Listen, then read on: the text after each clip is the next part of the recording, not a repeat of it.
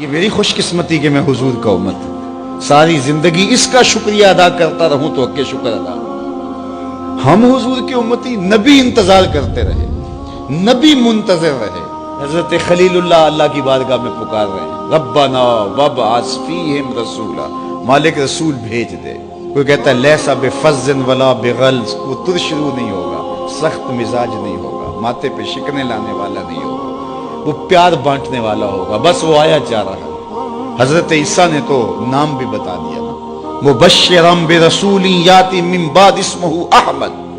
لوگوں میں جا رہا ہوں، چلو نام بھی بتا دیتا ہوں، میرے بعد جو آنے والا اس کا نام احمد ہوگا. نبی انتظار کرتے رہے، 12 نبیوں نے انتظار کیا حضور کی امت میں ہونے کے لیے، تمنا کی. نستورہ راہب انتظار کرتا رہا، بحیرہ راہب انتظار کرتا رہا. شب ہجر کی سختیاں کوئی اس سے جا کے پوچھے، تیری راہ تکتے تکتے جسے صبح ہو گئی. زندگیاں گزار دی انہوں نے. سلمان فارسی کی کہانی سن لو. مجوسی کے بیٹے تھے، حق کی طلب میں نکلے، باپ نے گھر سے نکال دیا.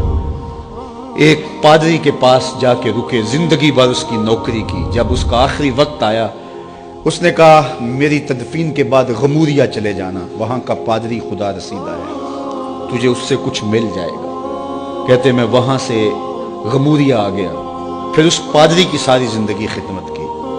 جب وہ مرنے لگا تو اس نے کہا کوئی ایسا شخص نہیں ہے جس کے پاس اب میں تجھے بھیجوں، لیکن نبی آخر الزمان کے ظہور کے لمحے آ گئے ہیں. تو یہاں سے یثرب چلا جا، وہ اس نبی کی ہجرت گاہ ہوگی. تیری زندگی سنور جائے گی. تو نے بڑی محنت کی ہے، بڑی نوکری کی ہے میری. کہتے میں نے اس کو کہا کہیں ایسا نہ ہو میں دھوکہ کھا جو مجھے کوئی نشانی بتا دے. اس نے کہا 3 نشانیاں ہیں. ایک صدقہ نہیں لے گا، دوسرا ہدیہ رد نہیں کرے گا، تیسرا 2 کندھوں کے درمیان مہر نبوت ہو. کہتے ہیں میں نے اس کی تدفین کی. یثرب کی جانب جاتے ہوئے ایک قافلے میں شامل ہو گیا. انہوں نے مجھے پکڑ کے اپنا غلام بنا لیا، لیکن میرے پہ مہربانی یہ کی کہ مجھے بیچا جا کے مدینے میں. ایک یہودی نے مجھے خرید لیا. میں اس کے باغ میں گوڈی کرتا تھا، کام کرتا تھا، کھجوریں توڑتا تھا، لیکن میں انتظار میں تھا کہ کبھی وہ نبی آخر الزمان آئے تو مجھے دید ہو. کبھی عرش پر، کبھی فرش پر، کبھی ان کے در، کبھی در بدر. غم عاشقی تیرا شکریہ میں کہاں کہاں سے گزر گیا.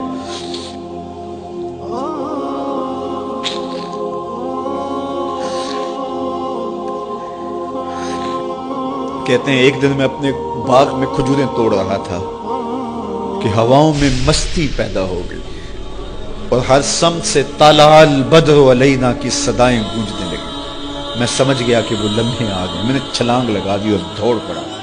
میرے آقا نے سمجھا شاید غلام بھاگ گیا. اس نے دوڑ کے مجھے پکڑ لیا.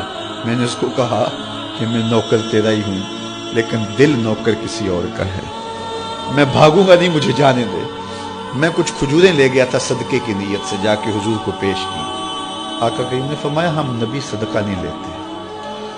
کہتے ہیں نشانی ایک پوری ہو گئی. کہتے ہیں کہ میں کچھ دنوں کے بعد اور کھجوریں لے گیا اور میری نیت ہدیہ کی تھی.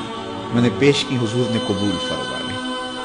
لیکن میں بھی کہتا تھا تیسری نشانی بھی پوری ہو لے تو پھر مانوں گا.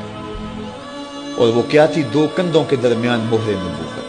کہتے ہیں ایک دن حضور میرے باغ میں آئے اور آقا کریم نے اپنے مبارک کندھے پہ چادر رکھی ہوئی تھی اور چادر کی اوٹ میں مہر نبوت چھپی ہوئی تھی. اور میں پیچھے ہو کے دیکھتا تھا اور میری آرزو یہ تھی کہ کوئی تیز جھونکا ہوا کا آئے اور چادر ہٹ جائے اور میں مہر نبوت کی زیارت کر لوں. حضور میرے ارادہ قلب سے آگاہ ہوئے. فَأَلْقَى إِلَيَّ رِدَاءَهُ.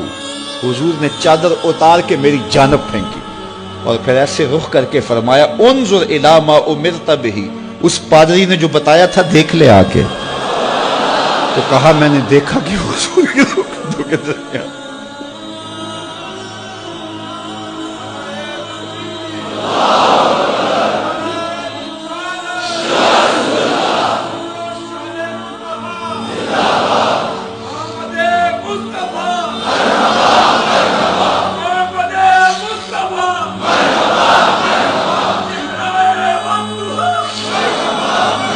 شب ہجر کی سختیاں کوئی اس سے جا کے پوچھے، تیری راہ تکتے تکتے جسے صبح ہو گئی. ہم نے تو کوئی انتظار نہیں کیا نا، ہم نے تو کوئی دکھ نہیں سہا، ہم سوئے تھے، مقدر جاگ اٹھے، ہمارے والد مسجد سے مولوی صاحب کو بلا لائے، انہوں نے کان میں آ کے کہا مبارک ہو تو حضور کا نوکر بن کے آ رہا۔ میرے والد گرامی ایک شعر جھوم کے پڑھا کرتے تھے، محمد جانے جانا ہے، پیغمبر ہو تو ایسا ہو، رسولوں کی بشارت سے مبشر ہو تو ایسا ہو، امر توقیر کا سب کو موکر ہو تو ایسا ہو، کیا ہم کو غلام ان کا مقدر ہو تو ایسا ہو۔ میں اپنے مقدر پہ قربان نہ جاؤں، آپ اپنے مقدر پہ نثار نہ جائیں، ہمیں وہ نبی ملا جو نبیوں کا نبی ہے۔